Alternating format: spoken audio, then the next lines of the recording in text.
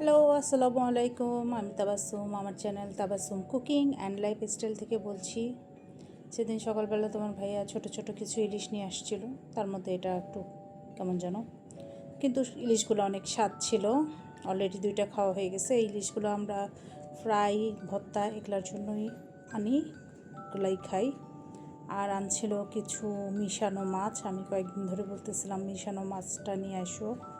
ছোট ছোট মাছগুলো কয়েক প্রকার মিশানো থাকে, কিন্তু আমি যেটা খাইতে চাচ্ছিলাম সেটা পাই নাই। এইটা পাইছিল, এইটা নিয়ে আসছে। ট্যাংরা ছিল, গুচই ছিল, একটা বোয়াল, একটা না দুইটা বোয়াল ছিল, তারপরে হচ্ছে তোমার বাইম ছিল, এগুলা মিক্সচার একটা মাছ ছিল। এগুলাকে রান্না করব, খালা আসলে কাটাকাটি করে দিবে।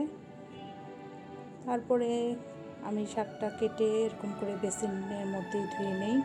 আমি এই বেসিনে ময়লা টয়লা তেমন কিছু ফেলি না, শুধু ধোয়া পাকলার জন্যই, যেহেতু রান্নাঘরের কাজের জন্য এটা, তাই রান্নাঘরের কাজ অনুসারেই কাজ করি। এখানে ময়লা কিছু ফেলতে দেই না আমি কাউকে, এমনকি খাবার আইটা টাইটাও ফেলতে দেই না।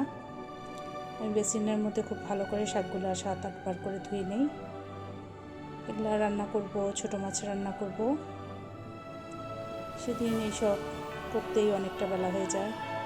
শাক আনলে তো সময় লাগে অনেক বেশি। আর যারা যারা আমার ভিডিও দেখো অবশ্যই আমার চ্যানেলটিকে সাবস্ক্রাইব করবে, আর যারা করেছো তাদেরকে অসংখ্য ধন্যবাদ। আর আমার ভিডিওতে তোমাদের যদি কিছু জানার বা কোনো নতুন নতুন ভিডিও দেখার ইচ্ছে থাকে অবশ্যই কমেন্ট করে জানাবে। এই তো শাকটা ধুয়ে তারপরে হচ্ছে চুলায় দিয়ে দিছি, ওদিকে মাছটাও চুলায় দিয়ে দিছি, মাখায় দিব। যে মাখায় নিছি, একটু ছোট ছোট আলু কাটছি, আলু কেটে পুরা মশলা টশলা দিয়ে মাখায় নিয়ে মাছটা আমি গামাখা করে রান্না করব, মিশানো মাছটাকে। এই তো এইভাবেই হচ্ছে রান্নাবাড়িগুলো করি। আর আমাদের এখানে গ্যাসের সমস্যা, তাই হচ্ছে প্রতিদিন তো গ্যাস থাকে না, 3টার পরে গ্যাস আসে, সকালে 8টা-9টার মধ্যেও চলে যায়। আবার কখনো কখনো দেখা যায় সকাল 7টার সময় উঠেও দেখি গ্যাস থাকে না। তাই 3টার পরে যখন রান্না করি একটু বেশি করে রান্না করে রাখি, যাতে 2-3 দিন চলে যায়। সেদিনও একটু বেশি করেই রান্না করতেছিলাম। এই তো মাছটা এইভাবে মাখায় টাখায় রান্না করলে আমার কাছে ভালো লাগে, তাই ওইভাবে করছিলাম। মাছ মাখানো শেষ, এবার একটু পানি দিয়ে দিলাম। পানি দিয়ে এখন এটাকে জাল দিয়ে দেব। এটা হতে থাক এক সাইডে আস্তে আস্তে, আর অন্য সাইডে আমি অন্যান্য রান্নাগুলো শেষ করে নিয়ে পুরো রান্নাঘরটা ক্লিন করে ফেলবো।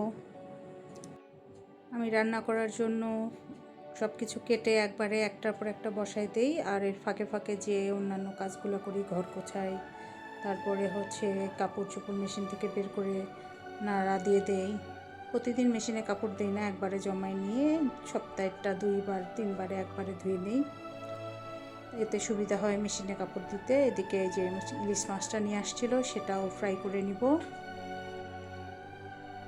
তা অনেকে হচ্ছে ছোটোখাটো অনেক কিছু জানতে চাও, আজকে একটু বলি যে হচ্ছে আমি ইউটিউবে কেন আসছি বা কী জন্য আসছি।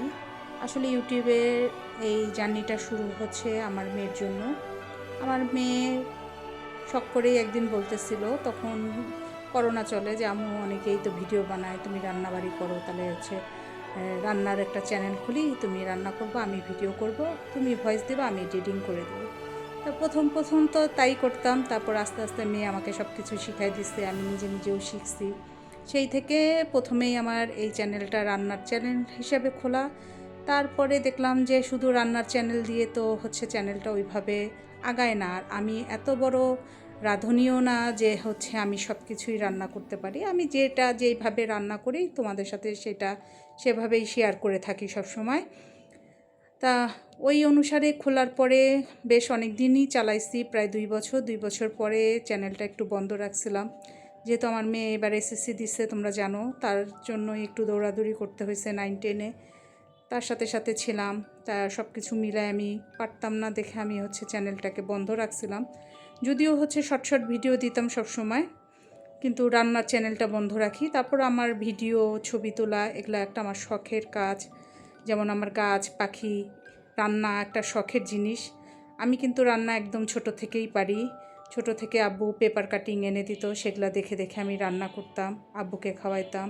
আব্বু খুব শখ করে করে সেগুলো কেটে এনে দিত। আমার একটা ডায়েরিতে কাটা এবং ইয়া করা আছে। একদিন ওটা ভিডিও করে তোমাদের সাথে শেয়ার করব। আমার কাছে এখনও আছে সেই জিনিসগুলা।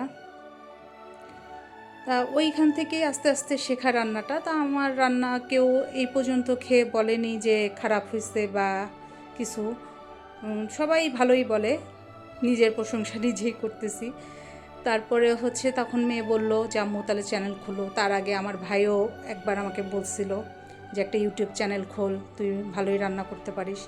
এই উৎসাহ থেকে আসলে আমার ইউটিউবে আসা। তারপরে দেখলাম যে ছোটোখাটো যেহেতু ভিডিও করি এদিক ওদিক গেলে, তাহলে এগুলা কেননা ব্লগিং হিসাবেও দেওয়া যায়।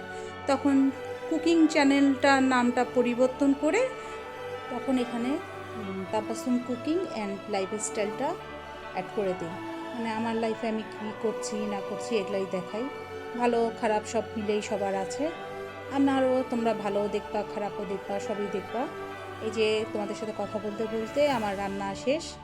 রান্না শেষের পরে রান্নাঘরটা ময়লা হয়ে থাকে, সেটাকে ভালো করে পরিষ্কার করে তারপরে হচ্ছে আমি গোসলে চলে যাই।